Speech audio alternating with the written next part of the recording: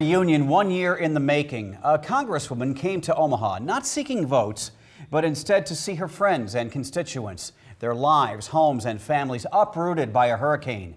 Good evening, I'm Craig DeGrelli. And I'm Jennifer Griswold. We have followed the plight of roughly 50 Puerto Ricans who arrived pretty much as refugees, and tonight they had a special visitor. Reporter Maya Sines has the story. Maya? Yeah, Craig, Jen, because Puerto Rico is a U.S. territory and not a state, it has no senators. And its only delegate, Congresswoman Jennifer Gonzalez, has limited voting privileges. So when she needed support for Hurricane Maria relief aid, she relied on the help of Congressman Don Bacon. As a thank you, she wanted to come visit his district and its Puerto Rican constituents. A little more than a year after Hurricane Maria devastated Puerto Rico, Congresswoman Jennifer Gonzalez, the only delegate from the island, visited Omaha to meet local Puerto Ricans, even running into old friends. I went to high school with one of the people that I met today in the morning.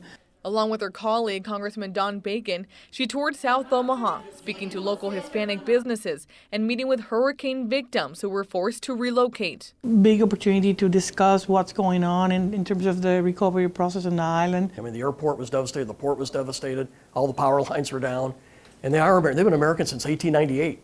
So we had an obligation to go in there and treat them like our brothers and sisters. While touring the Boys and Girls Club in South Omaha, they also met some Puerto Rican kids who were impacted by the storm. I've heard it from my own kids that come here that are Puerto Rican, and they have been affected firsthand by it. We do have kids that came after. We do have kids that have family over there that were affected, and to see them not being able to talk to their families for months was really hard. Gonzalez and Bacon said they heard concerns that hurricane transplants still face here in Nebraska. We're telling me about some of the experience of the people that moved after the hurricane. Most of them nurses or professionals with a license, and they were asking how to get their license here, how to make things happen in terms of local requirements. Congressman Bacon and Congresswoman Gonzalez had a private roundtable with local Puerto Ricans to discuss tax cuts, the economy, and again, support for Hurricane Maria victims. Reporting live from the studio, Maya Sines, 3 News Now. You saw Congressman Don Bacon in Maya's story. Last night on KMTV 3 News Now, he and Democratic challenger Cara Eastman squared off in a very lively debate.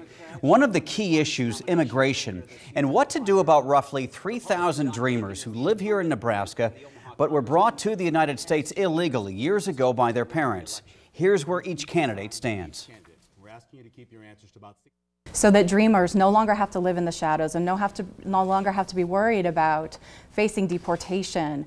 These are people who are our friends, neighbors. They were brought here through no fault of their own, and they are a significant boost to our economy. We need to do the right thing and pass a Clean Dream Act. But I also support a way to give our DACA youth a permanent residence or a pathway to citizenship as part of this. Our district has made it clear we want security, we want reforms, we want a compassionate way forward for our DACA youth. And I have voted twice to do all of those. The candidates for the Omaha congressional seat clashed for nearly 1 hour last night. We have the full debate along with my one-on-one interviews with each candidate online at 3newsnow.com. Just click on the race. Now, your Weather Alert First Forecast. We enjoyed a beautiful fall day today across the area with afternoon highs in the 60s. Along with that, tons of sunshine and very light winds. And right now, it's still clear outside. So temperatures really not too bad. Sitting in the low 40s, even a couple spots in the upper 30s, but still here in the metro, we're at 50 degrees. And even though the winds are calm across the area, the wind speeds will start to pick up as we head into Thursday, even Friday.